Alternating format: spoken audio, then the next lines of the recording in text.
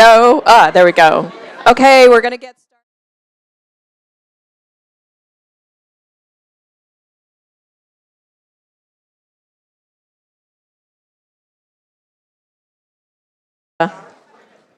All right, as everyone's getting settled, I'll just begin to introduce this session. So we just heard some really amazing stuff that's happening across Asia. They've got their own unique challenges and they're doing some incredible work. I'm very excited to see the work that Singapore is doing, really bringing across various multimodal data and making this precision medicine a reality. So now we're gonna move to Europe and see what's happening there. We have the unique benefit of having multiple countries working under a semi-compatible legal landscape. So we're going to hear about that, what's happening at a European level, but also the way that it's going to be done within the individual countries. So I will start by introducing our keynote speaker for this session. We have Annemieke Alenius, who is a leading voice in the digital health strategy and governance. Since 2018, she served as the director of the eHealth agency, where she oversees national coordination and strategy and represents Sweden in the EU Health Network. With deep expertise in eHealth and the healthcare system, her work spans key issues like interoperability, data use, and remote monitoring. Before her current role, she led the rollout of electronic medical health records in Uppsala County and served over a decade as the Chief Administrative Officer at Uppsala University Hospital. She represented Sweden at the OECD and served as Vice Chair for its Information Society Statistics Group. She holds a master's degree in social sciences at the University of Twente in the Netherlands, and until recently, she was a member of the executive board of the Dutch Chamber of Commerce in Stockholm. I'll hand over to Annemieke.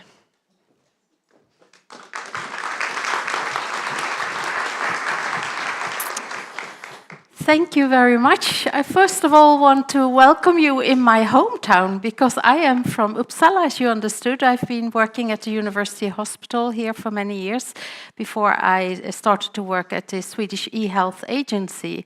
And it feels really a big honor to speak to you because you are the leading experts in this area in using health data, and it feels really, really good to be here to tell you about the European health data space, because that's what I'm going to talk about. I'm going to talk about the European health data space and mainly its regulation, which has been taken into force now in March this year and will be applicable in a couple of years from now. Let's see here. Well, as I said, I come from the Swedish eHealth agency. It became a nice mixture of everything in my presentation because I'm a member of the European eHealth network. I'm representing Sweden in this network, but my working place is the Swedish eHealth agency, and at that place I am one of the deputy directors at the eHealth agency. And what is the Swedish eHealth agency doing? It is a government agency who is responsible for building and maintaining the national digital infrastructure in the health and welfare sector. I have about 20 minutes to talk and then 10 minutes, I think, for questions. So I thought I'll use my time by this position. First of all, I will talk about the background and the purpose of the eHealth, of the European health data space. How many of you are Europeans? Could you please? Oh, that's quite a lot, but also and non-Europeans? Oh, my goodness, even more. Well, then it feels really, really good to talk for you about the European health data space, because Europe is worried. Europe is lagging behind in using its healthcare data and in the AI development. And that's why already quite some years ago, the European Commission noticed that it had to have a data strategy. So one of the backgrounds of the eHealth the European Health Data Space is this strategy. And in this strategy, one wants to develop a lot of different kind of data spaces. We are here to talk about the data space for healthcare, but there are other areas as well, which can be of importance for you maybe to know, because if you're doing your research or doing other work, it might be that you want to cross-examine data from other areas. But health was the first one. And health has several areas within this European health data space. And I show you these ones. If you go into the European Union's web pages and you look for these health data, these data spaces, you will get a long list of work, what's going on. And if you look at the health, if you look what's on health, then you can see that besides the work on the European health data space, they're also working very much on genomics and on using medical images for cancer in particular. But this data strategy was one of the reasons to start the data spaces. The reason why they started with the data space for healthcare is this picture. Probably you recognize it. Even my children and probably my grandchildren will recognize it.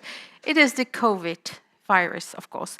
And the COVID virus, it showed very, very well what Europe would have had kind of possibilities if it had had a large amount of data. There was a large amount of data, but the data was not interoperable.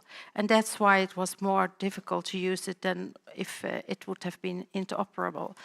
There was also a problem with treating patients cross-border, because in some countries the amount of care was not enough for all the patients that needed the care, so they wanted to help each other in the different European countries. Sweden is very large, so we do not have so many neighbors, but if you live in Luxembourg, for example, or the Netherlands, or, well, some other countries in Europe, you have quite a lot of neighbors, and maybe you can get care in another country.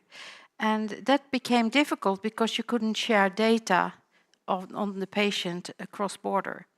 So those two issues, to having a large amount of health data, but also have the possibility of treating patients cross-border, were very important background reasons why the European Union decided to start with one of the hardest data spaces to govern, namely the one for the healthcare.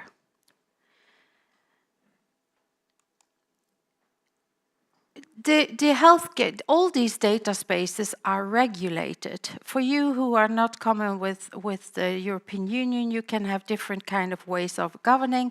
If you have a regulation, that means that all the things that are written down in this regulation are directly applicable in each member state.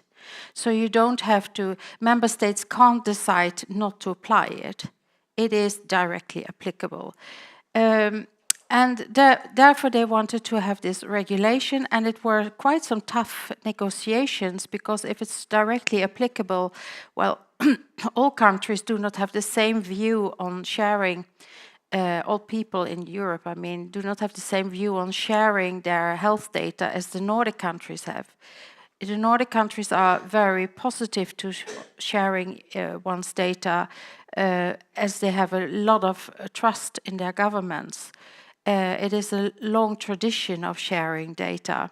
Not all countries have that tradition, and therefore some issues became a little bit difficult and in the negotiations, and they ended up by giving in some areas the member states the right to decide themselves within some restrictions.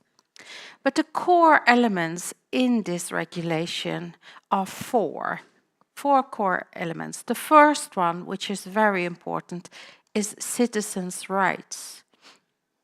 if you live in Sweden, you're quite used to having all these rights. We have a lot of people in Sweden have possibilities of looking at their electronic health record, for example, all the diagnosis and the drugs or the medicines I'll get, my appointments, who has been looking into my record, the logging reports. I can block some information if I want to, and so forth. I can see my lab results. At least if you live in Uppsala, we can do very much. Some of the other areas in Sweden are not equally well developed. I'm sorry, for those who are not from Uppsala. But this is now becoming common in Europe. The people have the right to immediate, free and interoperable access to their electronic data. So everybody should not have to pay, you should be able to get access. You have the right to control and share data. That means that you have the right to say that I want to have my data according to a special format, the European Electronic Health Record Exchange format, it's called. And if you can get the data by then, you can share it with other caregivers. The right to transparency, what I said, that you have the right to see who was in my record, who has been looking at my data. And you have the right to opt out. And that is especially important for you who are doing research, because the basic intention of the European health data space is that people want to share their data, for example, for cross-border healthcare, and also for research. But this was going a bit too far for some of the European countries, and they decided that, well, at least for secondary use, every citizen in the European Union has the right to opt out. I can decide that I don't want to share my data for other purposes than healthcare. And concerning healthcare, each country can decide themselves if they want to give the citizen the opportunity to opt out, which implies a lot of risks, of course. But it can also decide not to do so, and then the general rule is valid, which means that if you need care, then you want to share your data with healthcare givers. So and at the moment we will get a report from a special inquirer in about some weeks from now how Sweden will decide if it will have an opt-out on primary use as well, or if we decide that for primary purposes it's okay to share my data. As I mentioned already, we talk about the second element in the core element in the regulation is about primary use of data. It's sharing data for healthcare. It's when I get sick in another European country and they need my information about my data or my records, they should be able to get it. There will be two waves of data sharing. The first wave will start by 2029. From the 26th of March 2029, it will be possible for me to get this care in other countries. At least if I get sick and they want to have my data, it should be available. I should also be able to get my drugs or my medicines then in another European country. As e-prescriptions and e-dispensations shall be possible I have the right to get my drugs in another European country. Wave 2, when it concerns primary use of data, is about medical images, test results and discharge reports. That's from 2031. This feels like many years ahead. I can say it's quite sweaty if we want to get interoperable data in a couple of years or 4 years from now. It is a huge challenge. Secondary use of data. It's regulated in Chapter 4 in the regulation, and it's tries to describe very clearly what is permitted to use health data for and what's not permitted. Research and development, public health purposes, innovations that benefit the society, those are permitted under restrictions. It's not that you can get free access to all data. You still have to do this following a certain procedure. It's not permitted to use health data for secondary use for example, marketing or some kind of decisions that would affect the individual negatively. As I mentioned, for secondary use, I have the right to opt out. And each country will have a health data access body, which will regulate and support, for example, researchers to get access to data. The fourth pillar in this regulation is about the EHR systems and wellness applications. It's about the suppliers.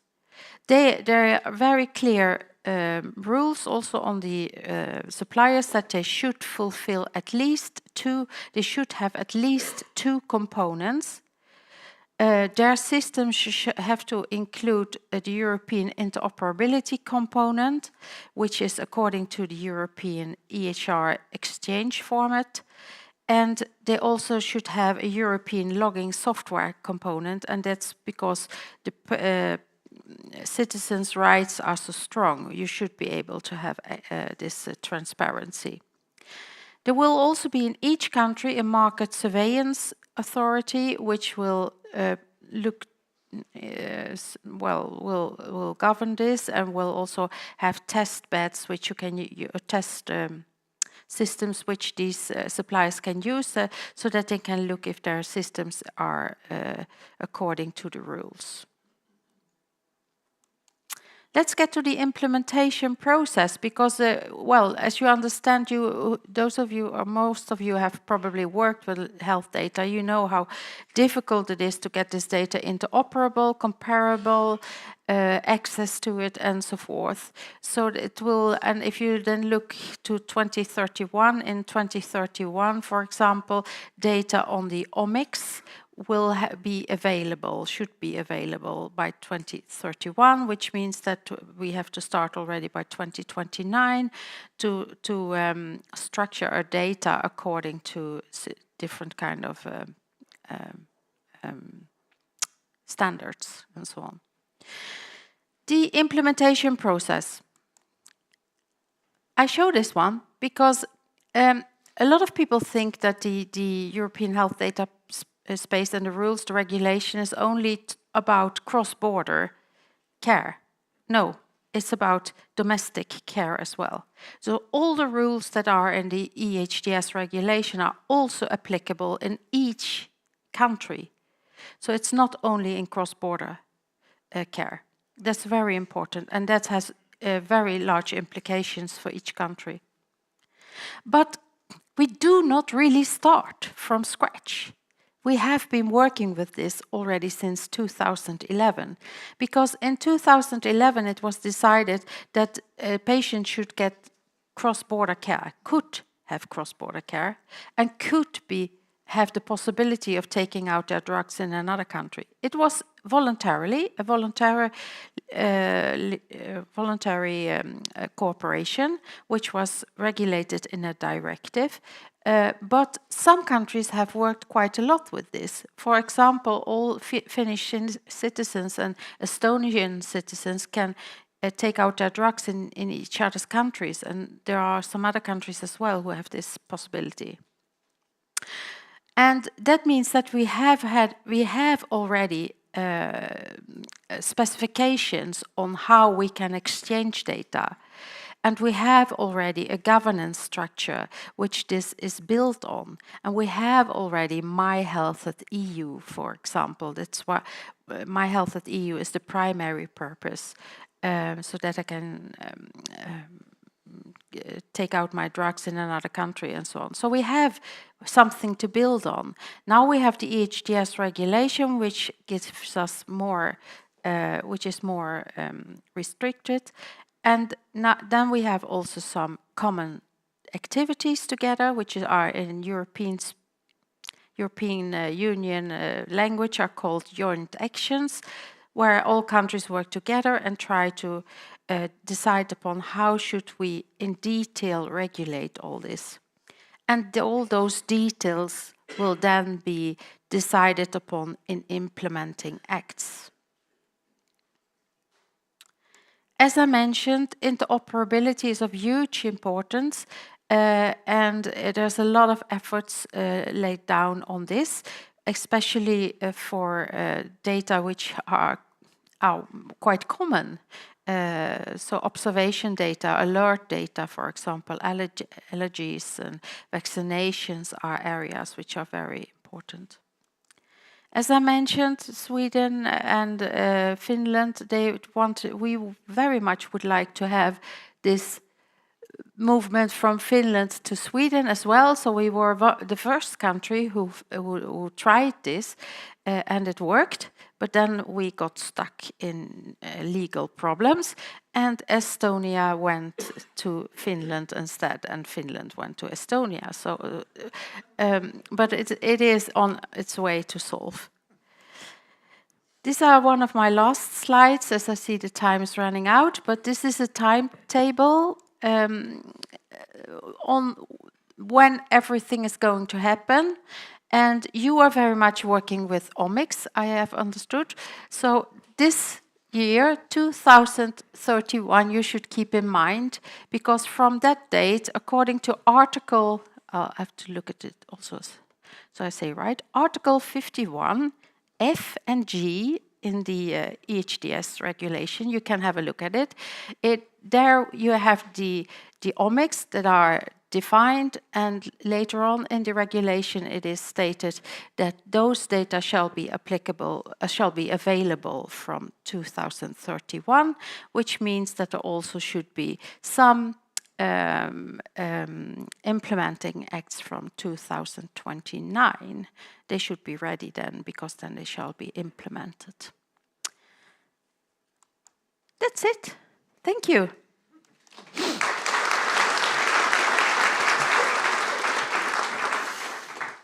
Okay, thank you so much. That was such an interesting talk. I hope we have some questions coming up on Slido.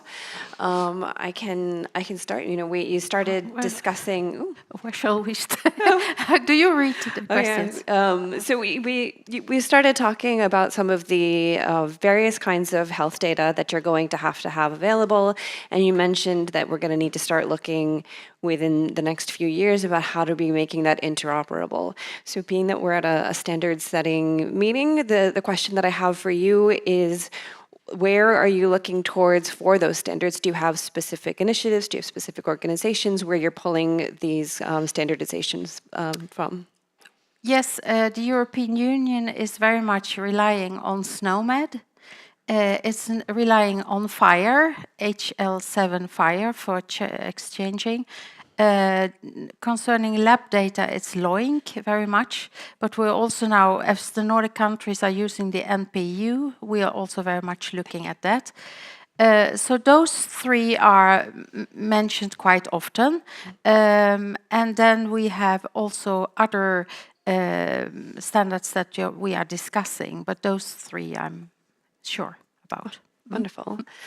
Okay, so the first question that we have here is, how will non-Europeans access EHDS work, if at all? And what about access for research use? Concerning third countries, now I took away the picture. It is by 34, I think. 2034. Then third countries can also get access, and the plans are, if you fulfill different kind of commitments, then of course you can also join the European health data space. So that's planned. And concerning research, it is possible if you're one of a consortium, for example, then you can get access as well. But the main player should be European. Okay, thank you. Thinking of the talks this morning, does the EHDS and related legislations need to do a better job of allowing third country engagement? Well, spicy. Yeah, it is. Which one was it? Yeah. Which question was yours? It's this right here. Okay. So thinking of the talks this morning, does the EHDS and related legislations need to do a better job of allowing third country engagement? Yes, of course. I mean, we have to think about third countries as well, but we are 27 countries ourselves already, so it's quite a problem to coordinate all the wills within the European Union.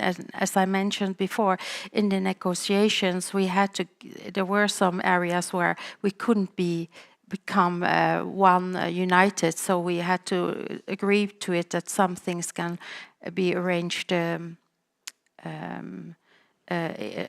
in each country itself. But of course, I mean, it's important to be able to cooperate with third countries. But yeah, absolutely. Well. Hearing some of the talks this morning, within Europe, we have GDPR, which, while it seems from the outside is one kind of unified thing, but it has these different interpretations across Europe.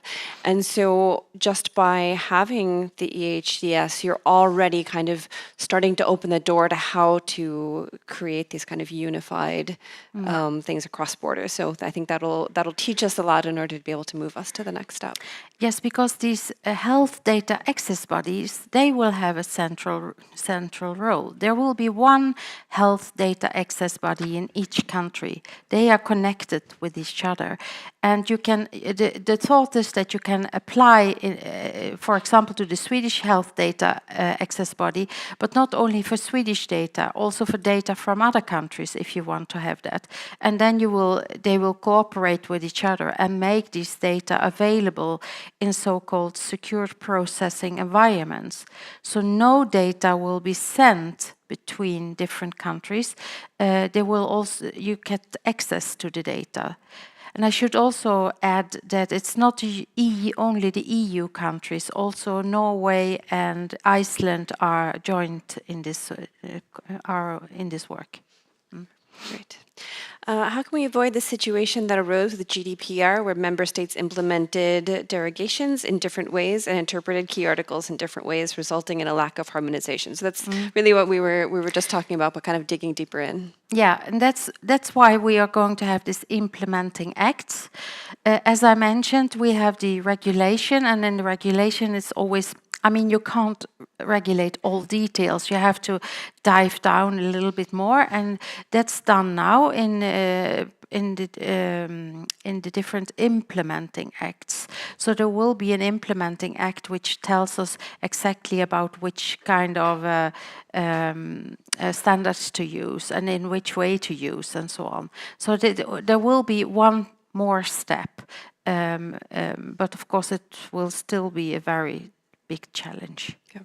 And based on time, it looks like we've got one last question. Do you have a separate data sharing strategy for healthcare data rather than research data, or will they be treated the same?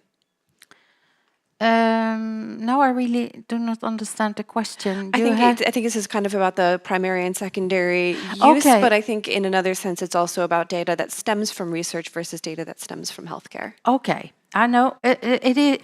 Now I understand the question. If you can use research data also for healthcare, I'm not sure, because probably primary use of the primary purpose in the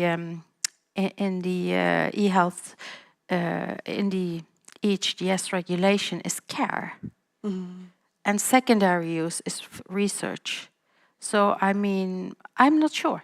I'm not sure. Okay. I have to think about it. Well, that's great because we're about to have talks from lots of other countries coming up, and so hopefully we can dig deeper into this topic. Thank you very much. We'll invite you back up for the panel. Thank you.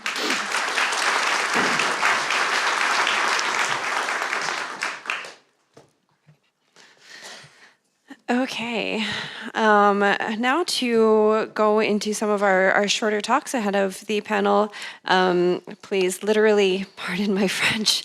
I'm going to introduce Sandrine Richard. She is a graduate of the University of Paris.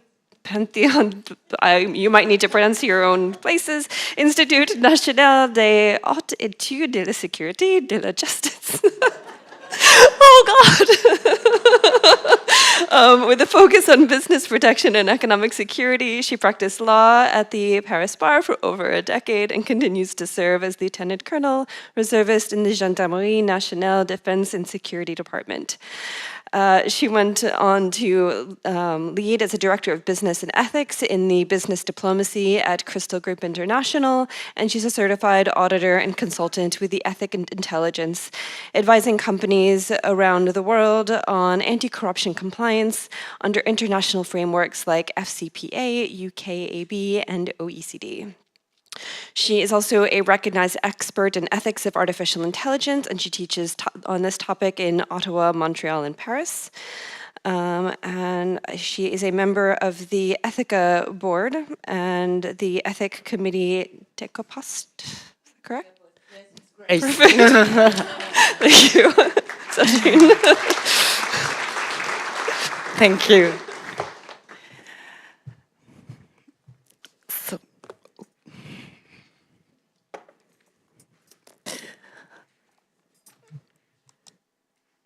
Okay, good morning. Well, it's not good morning, but it's a real honor to be here with you in Sweden, where the tech is smart, where the governance is efficient, and when the coffee is so strong. Three things, but it's three things very important. Three things we desperately, and sorry for my accent, but I'm French, need for the European health data space to work. Three very things important. Why?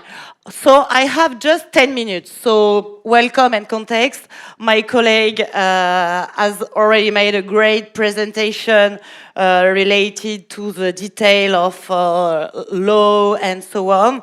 And I don't want to be boring because I was a lawyer, so I know I can be boring. And it's not my goal today to be boring. But just to understand something, I will take just for me, and I will come back. For me, this is a three very important thing: trust, technology, and transformation. I will come back at the beginning. You know, when we talk, I love this sentence. Health data is not number. It is the DNA of trust. It's very important to understand you cannot implement nothing if you don't have the trust from the citizen, from the hospital, from the stakeholder, from the human. Because when we talk about health data in Europe, you know, we are not just talking about system and server. We are talking about the lifeblood of modern healthcare. If you take the example, every hospital admission, every clinical trial, every remote consultation generates data that can drive better decision, of course, and accelerate research and save lives. But without trust, we cannot do anything. And yet, of course, we have a lot of regulation in Europe, and I will talk about Artificial Intelligence Act and the GDPR and the new regulation. But despite all this potential, Europe still faces a paradox. And it's a big paradox because, for example, and I will, if I have time, I will talk about Catherine Hospital. This is a great example of good governance, good data sharing, and centralized data and in genomics specifically. But, you know, the paradox for me, it's we produce more health data than ever before. But much it remains fragmented, located in local CO, a lot of CO in Europe, and unable to cross border. Why we have a lot of CO? Because 27 countries, just even one country, it's very difficult to have the trust of the people when we talk about data. It's like pandemic, you know. I remember it was very funny. The people were afraid about the data, but not about the disease, you know. And I said, when I teach, I said, my God, okay, maybe I'm stupid, but do you have a stupid iPhone? Yes, we have. Okay, so you know where is your data in your iPhone? Please come on. You know, so we have to start step by step. So this is not a technical problem alone, because sometimes we talk about the technical problem and you say, you know, we have a lot of technical problem. No, it's a governance challenges, it's a trust challenges and an ethical challenges. This is the 3 point. And when you talk, and I will try to be focused on interoperability, this is the main issue, not just in Europe, in each country. Why? Because to have a true interoperability, you need to have 3 layers. Sorry for my accent, I hope you understand me. 3 layers. One, this is the same governance, the same semantic, and the same technology. When you take an example, if you take the example of, I don't know, in France, you have a lot of, now, I don't know if you know the data hub, I think maybe you know, it's a kind of, it's a kind of network, but not really a network. And we talk about in France, it's a health data hub. It's like a network, yes. It's a national platform, and which centralize a lot of data from hospital, insurance system, and research project. So, you know, we centralize a lot of data. So no technical issue. But even with this approach, has brought enormous benefits, but even with this approach, we have this strong debate regarding around data sovereignty and the hosting of sensitive health data on non-European cloud providers. You know, the sovereignty and the security, it's a big issue, and you need to always have the check and balances between implementing the data without security. And of course, if you decided to implement and centralize all the data, in the other hand, you can have not a lack of security, but maybe a lack of transparency. This is in the head of the citizen. So, welcome and context. It was a welcome and context. And now,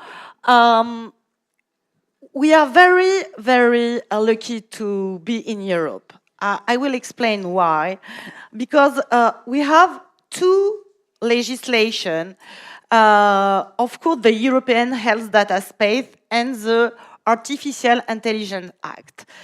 2 sides of the same vision. Sometimes people say, oh, it's very, in Europe you have a lot of legislation, it's very complicated to implement, and so on. I can understand, but no.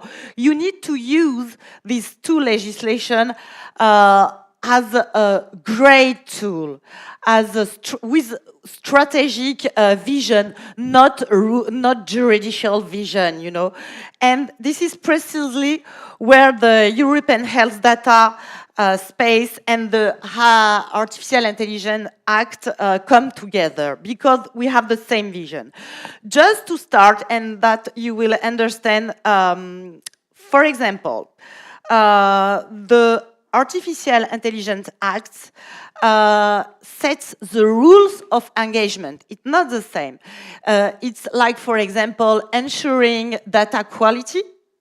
Of course, when you train artificial intelligence, system of artificial intelligence, they must be representative, relevant, and free of bias. One of the points of Artificial Intelligence Act. The other point, it's mandating transparency. And transparency is the close link with trust. So means that user must be informed when artificial intelligence is involved in medical decision making. This is another point very important. Don't forget, the artificial intelligence can help you to make a decision, but they will not take the decision, instead you. Oh, yes, okay. So, just 1 minute? Okay, so, okay, the other point, requiring human oversight. And please, if I have just 1 minute, I will tell you something very important regarding human oversight.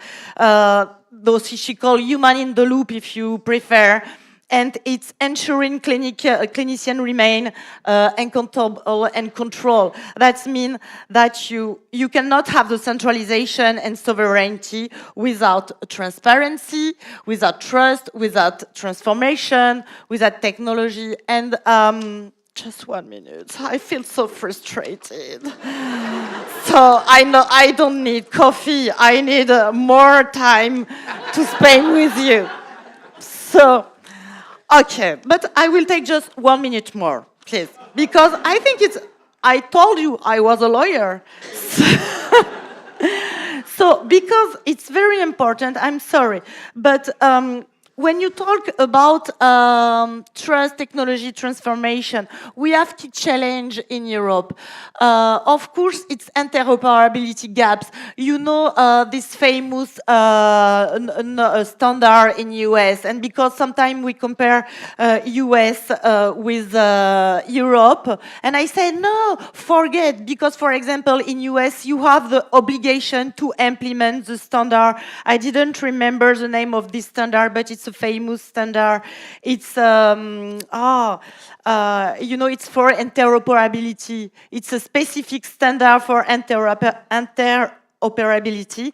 And in US, it's an obligation. In Europe, it's not an obligation. So you cannot compare, but we have interoperability gaps. Of course, we have fragmented data system across European country. But if you want to, and because I have 20 seconds, if you want to have the solution and opportunity, of course, we need to, didn't forget what I say, use with strategy the Artificial Intelligence Act and the European Health Data Space. This is a standard like eHealth 7. It's very specific for interoperability. And of course, we have a lot of solution and opportunity because now we start to have a lot of network, like, for example, we have another working group in Europe. It's the next for November to talk about the implementation of the patient summary and so on. It's very important. Okay, but you know, I will finish in time. I will take just for the governance. You know, it's very important because I'm French, so I will talk about French example to compare with Catherine, Sweden. Okay, we are not in the same level, but it's a great point because, you know, Hôpital Foch manage its RA governance. Please, when you talk about hospital and use artificial intelligence, if you want to collect the gold data, because genomics, it's a gold data, you need to have a good governance. It's like for anti-corruption, it's like for ethics, you know, and what's mean good governance? Can we cover it during the panel? Yes, of amazing. Course, I will Thank you so much. So I finish, and you know, but just artificial intelligence. I tell you, 10 minutes is so frustrating. How can I talk about this issue just in 10 minutes? It's crazy. Maybe if I was a robot, you know, this is the difference. Okay. But without humor. we do... So I will finish. So, okay, it was a great. I will stay until Thursday, so I can. I can stay talk here with until you. Thursday. Thank you so much.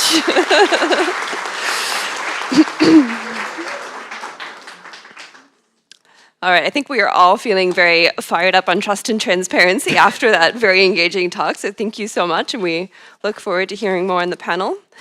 Now I'm going to bring up Kjetil Tasken, who is a leading figure in the cancer research and precision medicine.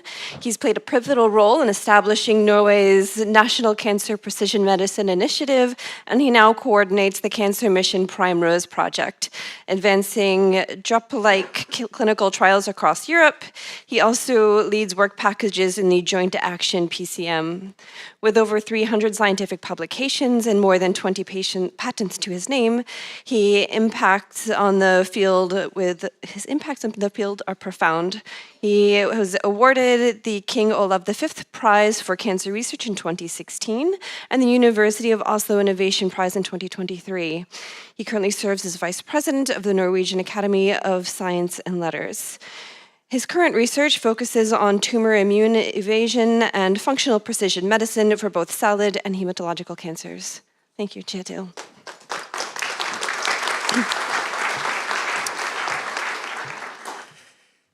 So thank you so much for the invitation. And you referred to my lab working on tumor immune evasion mechanisms, and I was online watching the Nobel news now, and I saw that the Nobel Prize goes to regulatory T cells, so that's a very interesting thing for me, but not what I was invited to talk about today. I was invited to talk about a project called Primrose that aggregates data in Europe, and I added to the title also a little bit on the joint action for personalized cancer medicine that's starting. All these projects that I'm involved in, any industry collaborations are by agreement with our hospitals. I have no personal interest in those. The Primrose project is a Cancer Mission funded project, and Cancer Mission, as you know, runs under Horizon Europe and is also connected to Europe Beating Cancer Plan. This project has 28 partners in 19 countries and was set up actually to aggregate data between big clinical trials in different European countries that are ongoing, and that try to use a precision medicine algorithm to treat cancer patients individually based on their genomic profile. Many of these trials are set up nationally, not as a multi-centered or multinational trial, for the reason that it's a public-private partnership. The government in the country funds the diagnostics, and we invite industry in to run the precision medicine algorithm, also then testing different drugs. But the Primrose project was put in to see if we could have an overarching data aggregation, because many things become rare in precision cancer medicine when you start practicing. And we added a lot of other partners that are on the way to start similar trials. I should say there are 7 open search trials in Europe, and at least 4 that are about ready to start, and even more initiatives wanting to start similarly organized trials. And this is implementation near trials. We invite a lot of other partners to also follow the project and work with us in this project, although they're not yet having a trial. So the Primrose project is it's a multi-stakeholder setup. It includes also payers, health technology assessors, regulators. Has a decentralized organization. It also involves outcome-based risk-sharing agreements to implement drugs.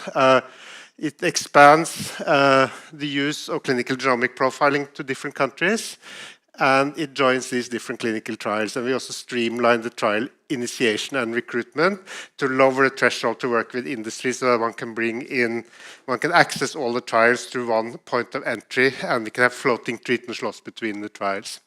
All these trials have a similar organization. They use a statistical model that's expanding, and they have a design where the treatment cohort is defined by the organ-specific cancer diagnosis, by the biomarker and the drug.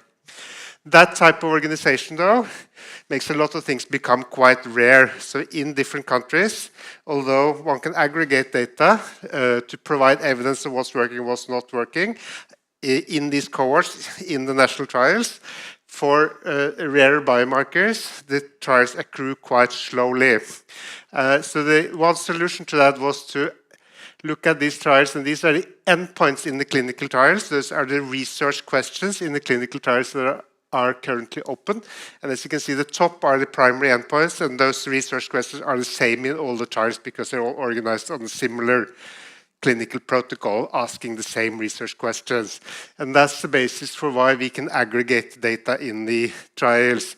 So when the Primrose project started, we put in place the data sharing agreements between all the trials in the first 9 months, started summer 2023, and then we started monthly meetings to look at the filling of cohorts and the alignment of biomarkers, because that's quite complicated this year, to see that the biomarker definitions are the same in each trial. And then we worked to standardize what would the clinical output be, and that was standardized to the OMOP standard, a standard to sort of define what are the clinical outcome data. And we are allowed in Europe to aggregate the data under the data sharing agreements and with the approvals that these trials have. Once we've aggregated data, we can also, under GDPR, do a federated data aggregation versus trials that run outside Europe, such as the TAPER trial in the United States and the MOS trials in Australia, etc. We also have agreements with. So once we had the OMOP standardization and the data sharing agreements, as I said, we started aligning biomarker definitions. And we do monthly data reporting to see what's the filling of different cohorts. And we consider whether the data can be merged to meet the statistical model, either that we have 8 patients, 24 patients, etc. And as of today, we've aligned 375 open cohorts between the 7 or 8 trials that are running. 19 cohorts we've merged and expanded from stage 1, 8 patients, to stage 2, 24 patients, and 4 cohorts we filled to stage 2. 2 cohorts we're also considering expanding into single-arm phase 2 clinical trials, which will have 90 additional patients or 34 additional patients based on the power analysis. These are some of the examples of cohorts being filled and aggregated. So, and then many of these trials also have genomic data, and the genomic data is not being aggregated, as will be researched in a federated way. It's also accessible for the trials, but we will not aggregate the genomics data. They will be researched in the repository of each trial. Another part of this project, a little thing we wrote in Nature Reviews Drug Discovery, is also to put together real-world evidence control cohorts for the trials so that we can control. And this is all about seeing, can we, in a public-private effort, promote the implementation of precision medicine by also by controlling the data, serving payers and regulators the evidence that they need, or help industry to do that, particularly for rare cancer diagnosis where the field doesn't progress. This is all about, can we move precision cancer medicine towards implementation. So that's also an important part of the project, to access different types of data that are available in different countries where we have clinical outcome data and we have biomarker profiling or cancer registry data where we can calculate the frequency of the biomarkers. So the Primrose project currently covers a population of about 70 million people. 150 people are discussed every week in molecular tumor boards. And it's a tool to sort of gather more data, you could say. Then to move from there to the Joint Action for Personalized Cancer Medicine. This is a governmental collaboration in Europe. Joint actions are governmental collaborations. And this one is on personalized cancer medicine. 29 countries have signed up, more than 150 partners in different countries. And the Primrose project will serve as a model, as a blueprint for how one can see, can we organize even more data aggregation to show how things are working in Europe, and that's accessing a very large catchment area of the European population as a whole. This joint action coordinates to other joint actions under the Europe Beating Cancer Plan, has 3 arms on precision preventive health, precision medicine. This is what we traditionally think of as precision medicine, and precision follow-up. I'm focusing on the work package for treatment. We will be leading from the Primaries project, and we're thinking 3 data collection activities. This is a project that will start now in November and run for 5 years, and that's to set out the framework of connecting all the hospitals in Europe that want to be in the network and can operate the molecular tumor boards and run comprehensive genomic profiling to aggregate data from trials and take trials. And we think potentially we can increase European competitiveness in attracting trials. We may also put out a framework protocol. Use the same type of data aggregation mechanism and data repository to collect off-label use data from patients where there is decisions in molecular tumor boards to treat outside clinical trials, and also to put forward a framework for countries of managed entry agreements where there is uncertainty, where drugs are not yet reimbursed because there's not enough evidence, but where the suggestion is, can we agree with the industry partner on a price, taking into account the uncertainty, starting to use the drug and also collect more data. So those are the connected activities that are going on that I plan to tell you about. Thank you so much.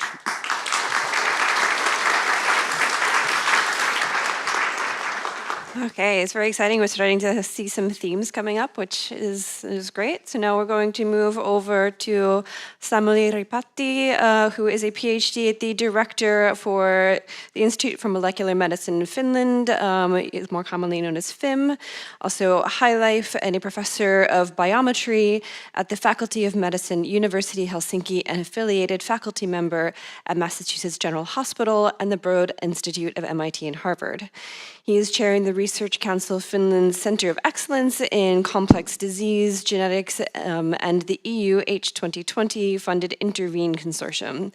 His research group studies genetic variation in the Finnish population and its effects on the common complex disease risks and management. He is one of the pioneers developing and testing clinical applications of polygenic risk scores in disease prevention and early detection. Dr. Ripatti's research focuses on cardiometabolic disease and cancer as models to learn about new disease mechanisms and to develop genome-based strategies for diagnosis, prevention, and stratified treatment. He plays a central role in developing and testing the use of polygenic risk in prevention of cardiometabolic disease and common cancers. He's also the PI of Gene Risk Study, a pioneering longitudinal research project in studying the health impact of returning genetic and clinical risk for cardiovascular disease to the study participants. He has published over 450 articles and book chapters. All right, Samuli. Thank you so much. This was really comprehensive introduction. Thank you. So I spent 9 minutes and 58 seconds on our health data strategy at FIM, and then I show a couple of examples of the long list you heard there. So this is how we look within a research setting, the sort of the opportunities that arise from Finnish health data. So you see Finnish sort of borders there. So on the left-hand side, we have data sets that cover the whole population. So, and these combine typically every major health events for individuals over the last decades or so. And then it provides us opportunities to use that information for epidemiological studies, but also for training models like generative AI models for the whole healthcare system in Finland. In the middle, you have the FinnGen study, which is 10% sample of the population with genetic information in the background, the similar health and social register data linked to that, a growing number of omics profiles for these individuals, and with the longitudinal follow-up. And then on the right-hand side, there are deeper dives into certain disease areas that we then profile much more deeply, including cancer or neuropsychiatric diseases. We have used a lot of time and effort to create trusted research environments. We have one environment which is specific to FinnGen study. I'll tell you more about the structure of FinnGen, and then we have another one for all of the other secondary usage of healthcare data or projects that use secondary healthcare data. And this is really one of the keys on how to operate and how to do research there. Related to the previous talks, we talked a lot about the European data, but what we have spent a lot of time to do is actually build tools on top of that data. So that has taken a lot of time and effort in terms of creating novel ways to analyze the data, standardize the data, harmonize it across one country in our case, but do it in the way that it can be used together with projects like PRECISE in Singapore. But that's an important factor that it's not, of course, most of you know that, but it's not enough to collect data. There has to be a lot of continuous development of the tools around the data. Now, the whole population data, what type of data are these? This is just a quick list of all the registers that have put together. Some of them go back to 1950s and has, for example, the cancer registry data, every single cancer case that happens in Finland, which is then listed there. There's a lot of social data as well, allowing us to look at the interplay between health-related factors and social-related factors. I just highlight one example of a study that one of our group leaders, Andrea Ganna, directed together with Tuomo Hartonen, and this was that Andrea looked right after the most severe part of the COVID case, looked at who were the individuals who took up COVID-19 vaccinations in Finland. What were the predictive factors that went into there? Looking at the whole lot of social factors as well as previous health factors. On the right hand side there, you see the factors which are not perhaps super, surprising that predicted most of who took the vaccination. Socioeconomic factors, mental health was important. If our fathers and mothers took the vaccinations, we were most likely to take it.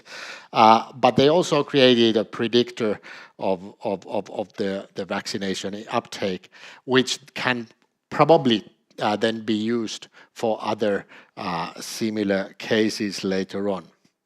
Now, what Andrea and colleagues around the Europe are building is actually an EU-wide Gen AI model with the similar type of data sets they have in the ETHIK IA cohort, the network now 20 partners, over 100 million patient records in 10 countries, and are aiming for generative AI for population scale. And this is sort of one way to take forward the opportunities in Europe. Now, FinnGen has been mentioned a couple of times already today. It's a public-private partnership. Arno and Mark are directing it. The partners come from 14 global pharma partners are involved in FinnGen, as well as 10 different biobanks around Finland. 500,000 individuals come together. We have the genetic data, we have the health, longitudinal health data there. FinnGen has been going on since 2017.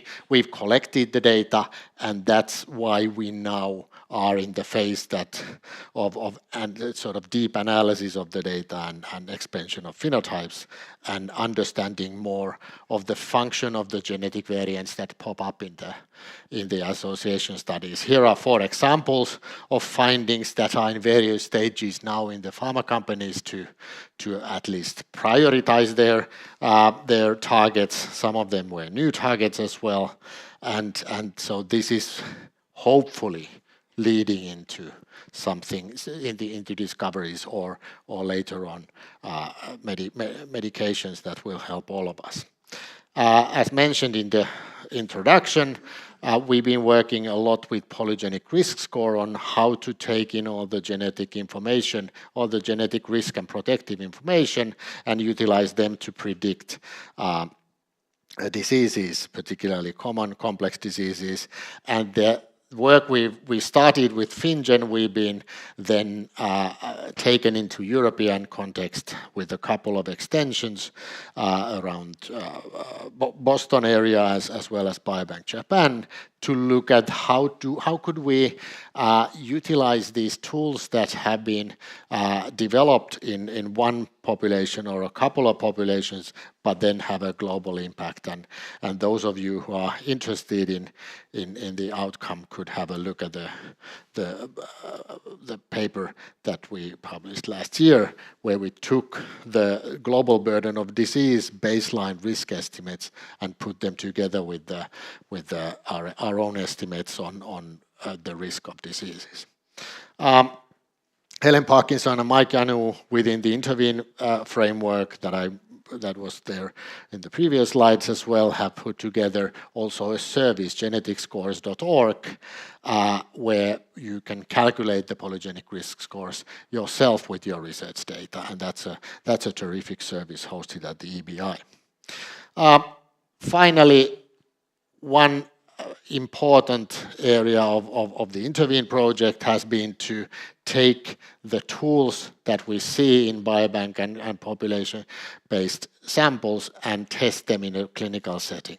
Here's one. We have two pilots within Intervene, one of them on cardiovascular disease, another one on breast cancer, where two Italian hospitals as well as the Helsinki University Hospital participated in recruiting early onset breast cancer patients, profiling them using the traditional risk mutation profiling as well as polygenic risk score, and giving them a comprehensive view of the genetic risk that is probably behind their disease, and then move on to the healthy relatives of these. So it's the daughters or younger siblings of these cases, and screening them for the variants, as well as applying them then a personalized screening protocols.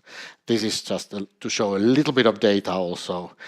In the Finnish arm, what we see is now a third of patients who were early onset breast cancer patients had increased genetic risk for breast cancer, and 10% of the 30% came from the mutations, which we know well. 20% came from the polygenic risk score, or a combination there.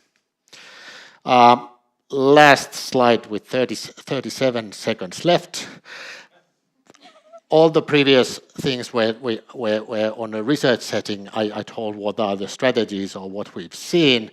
The last slide is now taking this on the nationwide level. Olli Kallioniemi and Kimo Porkka is writing a vision paper for the Ministry of Health on how shall we scale this up outside of the research setting. A little bit of the same as Patrick showed on the sort of the aims for Singapore as well. And I'll finish with that.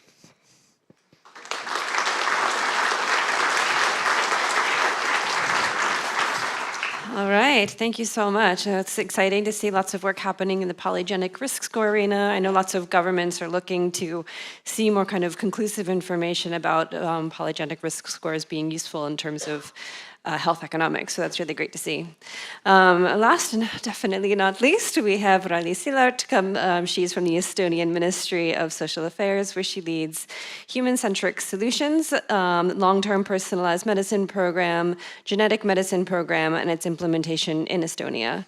She's a key figure in drafting the country's new Human Gene Research Act, leveraging Estonia's pioneering legislation that has enabled the National Biobank, now representing 1/5 of the population and supporting nearly 1,000 scientific discoveries and innovative health solutions. She serves as vice chair of IC PerMed, contributes to EP PerMed, and from my completely unbiased perspective, and most importantly, she's active in the 1+Million Genomes Initiative and its projects, including the Genomic Data Infrastructure, Genome of Europe, and Beyond 1 Million Genomes Plus. Her mission is to turn high-quality genomic data into better health and better lives across Europe and beyond. And her birthday is in 2 days, so let's give her a really big round of applause.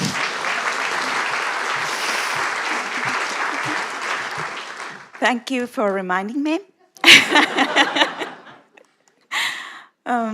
I will talk, first of all, thanks for the inclusion. Thanks for the terrific presentations and incentives.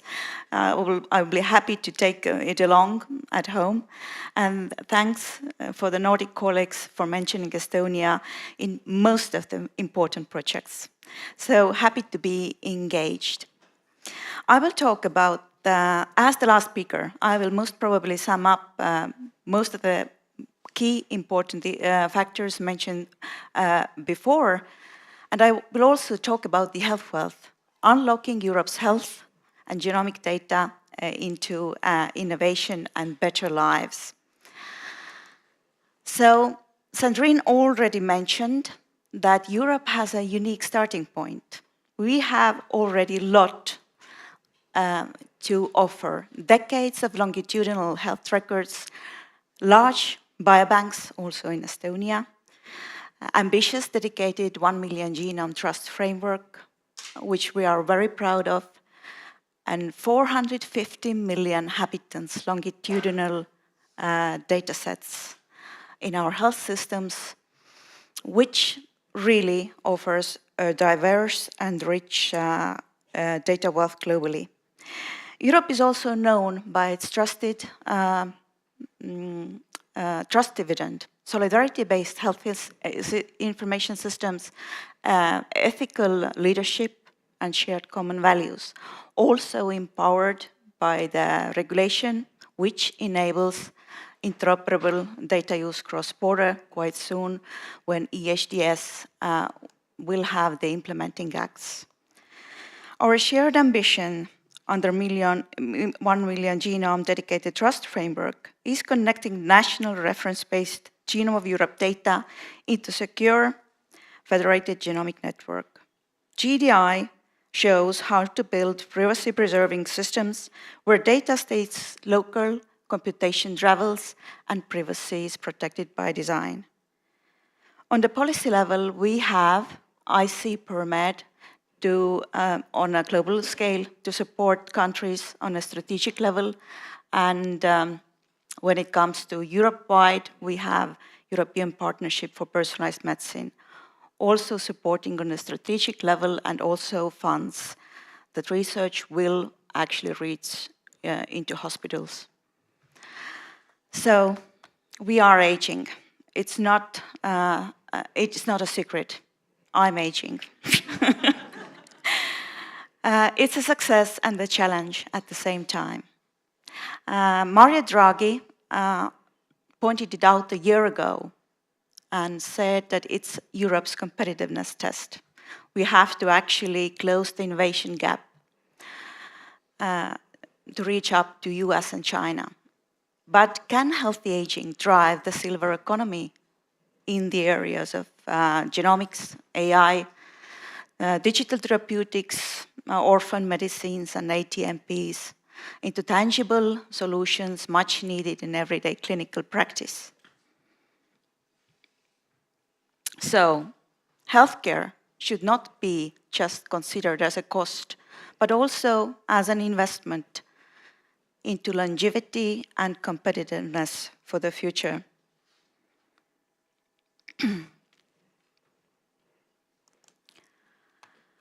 Why EHDS actually matters?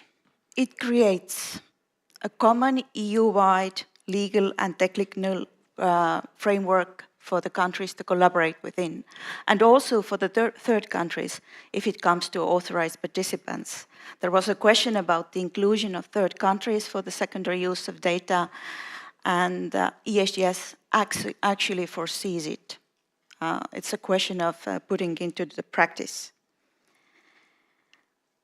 We need actually to remember that genomic in science is global. Rare diseases and pandemics don't respect borders. So cross-border collaboration and innovation is essential. We need diversity and scale. Borderless data makes actually discovery more accountable and faster and equitable. as it comes to the access of the solution. Therefore, we should avoid any kind of fragmentation on national silos, continentally, on whatever level.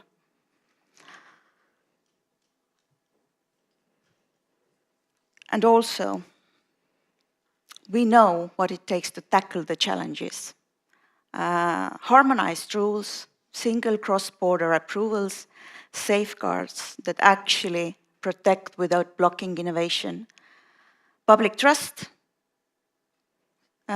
support on the strategic level, and secure federated privacy-preserving solutions and infrastructures.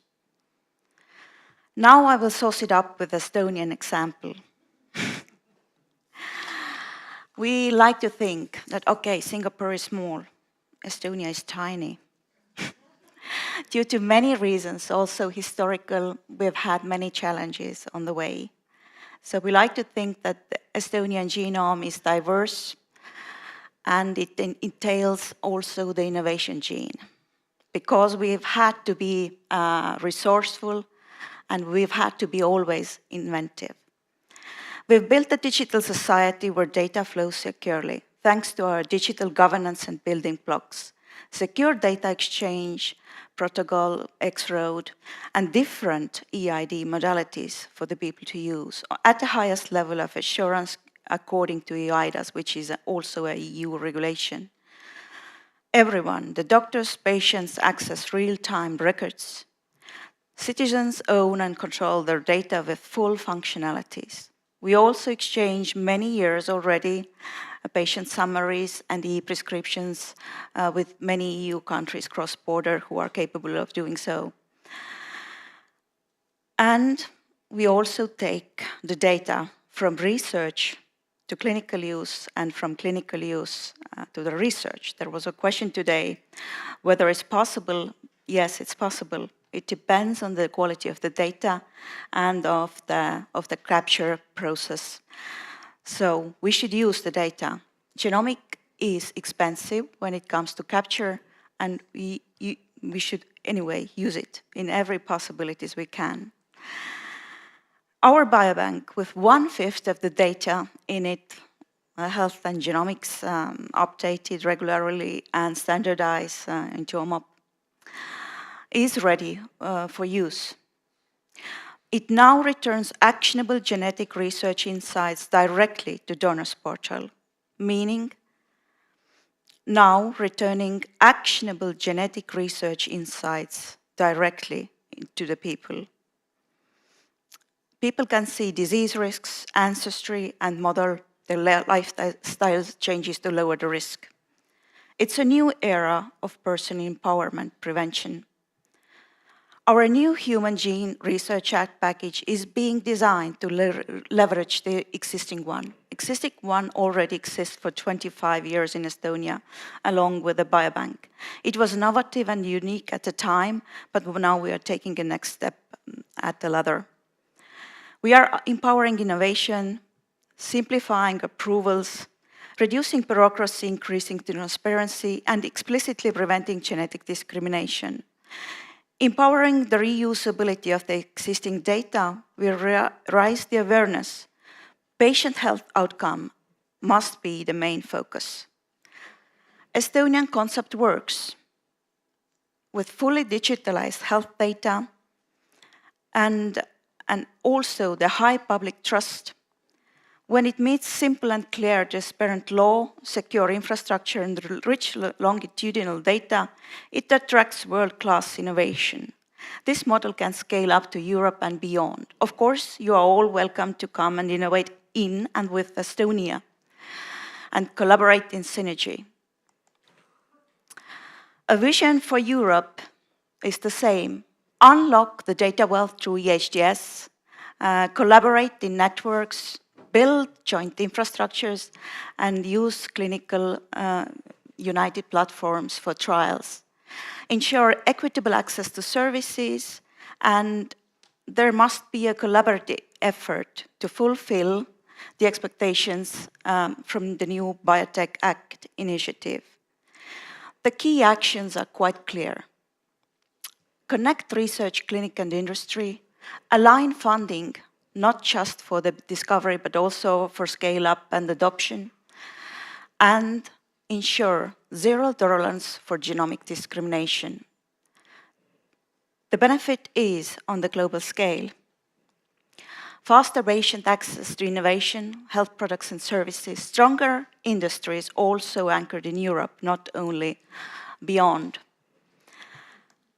Turning health data into health wealth is our common task, and we must keep patients' health outcome as the main focus. Otherwise, it's not worth it. It's not health wealth.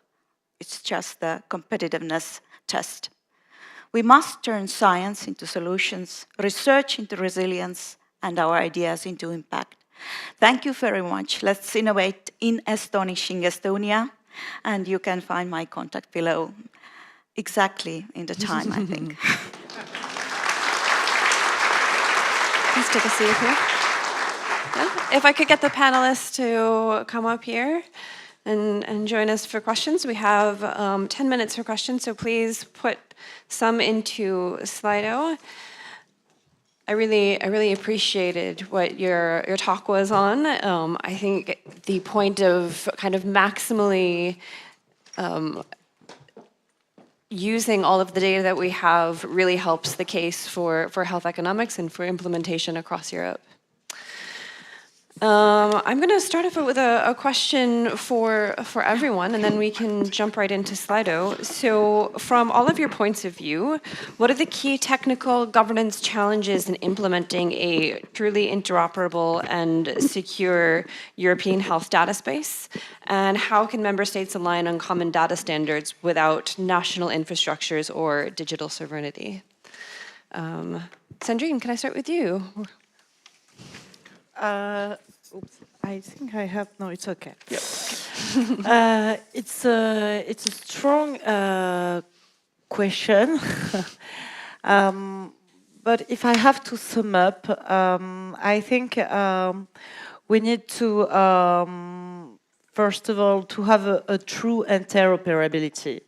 So that means that you, as I already said, you need to have the same semantics, the same governance, and the same technology. So it's not easy, but it's not impossible, you know. And we can use standard. It's a great thing to implement, and so we can use standard and start to have the same definition of interoperability. After, of course, you need to have sensibilization to create the trust. Mm-hmm. And to create the trust means that the people, and not just people, all the stakeholders, for example, in the hospital, not just the doctor, but we need to have, to be sure that you have great data quality. It's very important, and specifically if you use artificial intelligence tool, you know, so you need to have data quality and harmonization. After, you need to have, of course, and this is GDPR, and not just GDPR, but also Artificial Intelligence Act, because you are for categorization risk in this legislation. And you need to have secure and federal architecture. So centralized data and try to prevent all the risk and try to have, unlock CEO. And after, you need, of course, to have digital sovereignty. It's a big issue in France. Mm-hmm. Because people are afraid about the loss of sovereignty. I think this is the same in Europe. So you need to work on digital sovereignty and infrastructure alignment. Mm-hmm. And EHDS principle sets all this principle. So it's not any issue, but it's very important to mention. Why don't I pass this the same question on to Annemieke? Maybe you can help identify maybe where some of the key places you are if you were going to create this interoperability, because obviously you can create interoperability everywhere, but where are the parts that are the most important? Well, first of all, I think I want to stress that what you mentioned before here, that trust is, of course, very, very, very important, because we do not want people to start opting out from sharing their data, and we get bias in our data, which I think it's very important to remember, especially in a time where we have in Sweden, but also in other countries, we have some data leaks which are really not good for the trust of the people. When you talked about your the question you mentioned about which areas to start with, there are some priorities made within the EHDS, which means that we should start with the e-prescriptions, e-dispensations, and patient summary. And the patient summary is also well, it is a summary, so there you can see which data sets that are prioritized. Thanks. Great. Please. Yes. The same question to me? Yeah, same question. Or, I mean, it seems lots of people are interested in the idea of creating trust with citizens, so if you would like to take that. So, I think you need trust in different ways and in order to operate a project like Primrose, we also need the trust of the stakeholders in different countries to sort of come together and want to share their data, etc. And for that, we need a distributed leadership that involves every country. Continuous thing which connects, patients that give their consent, their representatives, the payers and regulators also, and we need to see that they will also change their ways and modernize their ways in how we think about clinical trials, how we use real-world evidence to sort of generate evidence of what's working in trials and not, for example. Great. I saw a question for Samuli. What cross-border challenges do you anticipate with these projects and tools? So if I continue for a moment with trust, you've already covered the many aspects of the trust, but of course an important aspect from the researcher's point of view is the trust of the research community.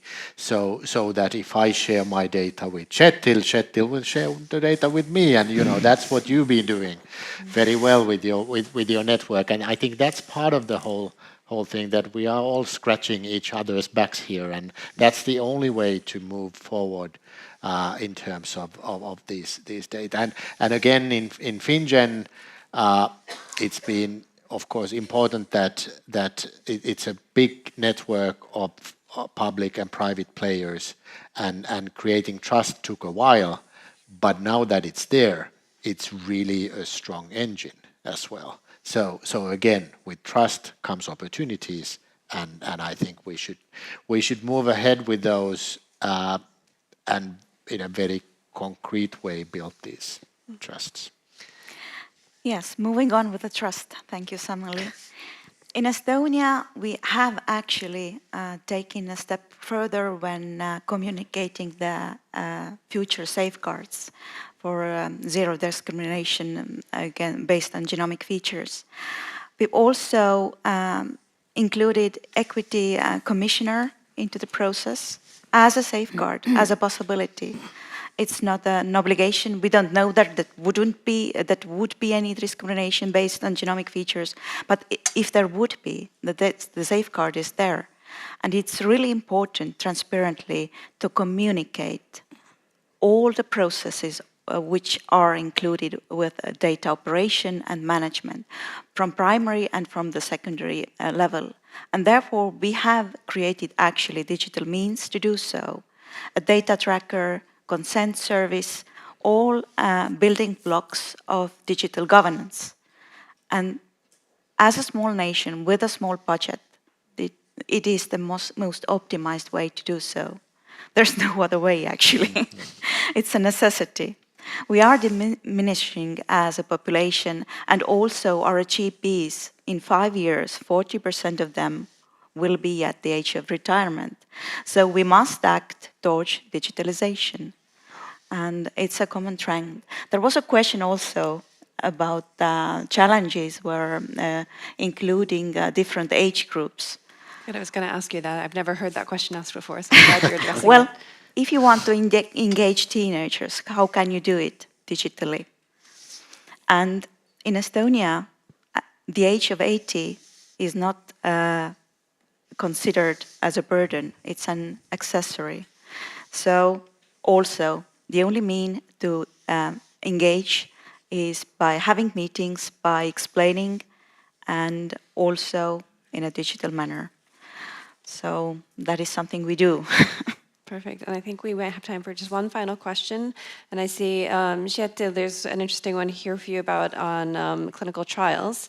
So what is your perspective on the value of modernizing clinical trials with pragmatic elements to reflect real-world clinical practice, such as engaging real-world data from electronic health records, claim databases, or wearables? Yeah, so I think all these trials that the Primrose project represent are modernizing their trial designs at the moment. We're looking at different statistical models that will exploit the data better. We want to go earlier in the lines of treatment as we get more evidence. We want to be able to look at combinations, and we also want to be looking at things before they are not repurposing. And then I think it's a question of how does one effectively enough sort of bring implementation forward based on genomics, precision medicine, in the precision medicine era, and that is about using real-world evidence to sort of describe what's the standard of care and how does a new treatment compare to the standard of care. And that's a changing system at the moment. I think for precision medicine to move forward, we need to abandon the model of randomized clinical trials without abandoning the evidence-driven medicine, you could say. So we need new trial designs and other ways to use data effectively. And that involves using real-world data to a large extent, I think. Very interesting. And there's tons and tons of questions here that I would love to hear the answers to, but maybe we can do that all during the break. Oh, we have more time. Oh, 3 more minutes. Amazing. We're going to go for another question then. So there's a question here that's not actually addressed to anybody, so I'll kind of hand it to whoever raises their hand first. It says, sharing health data seems like it would require putting health data in the cloud. What are the strategies in place to address that many organizations are hesitant to use the cloud?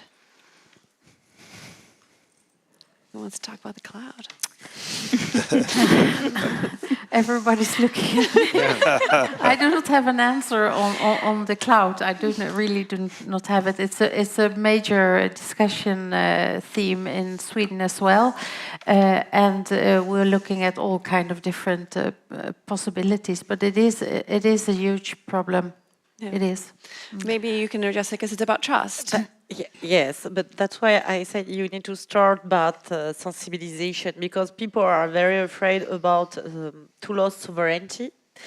And maybe also it's another issue, it's like cyber attack, you know.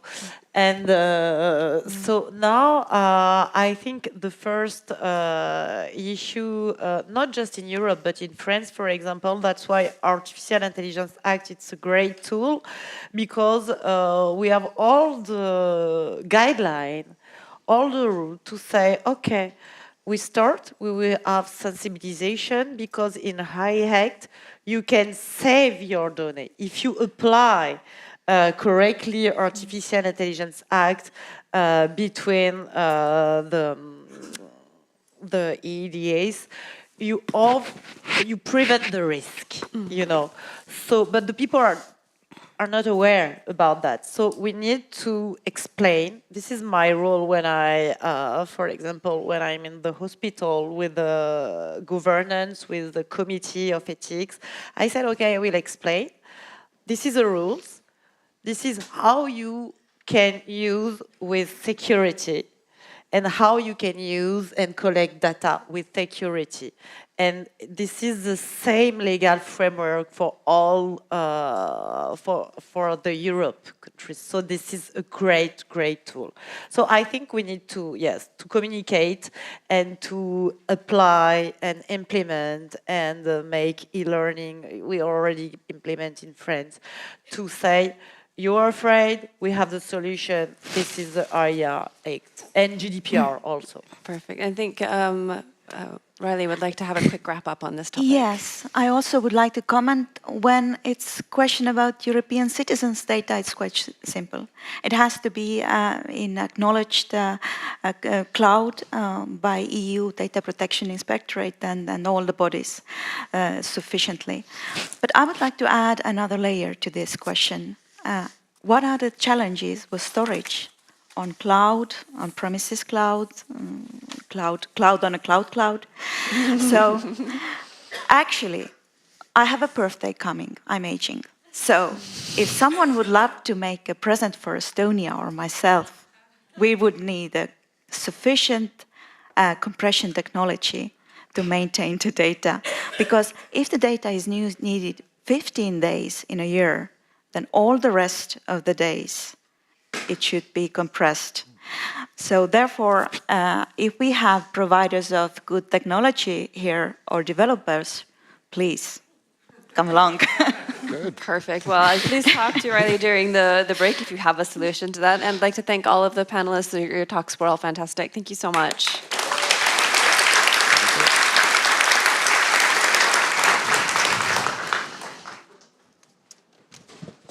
So we're going now to lunch, which is down the escalators in Hall D. And for anyone who has dietary restrictions, remember to put your little green card on your plate.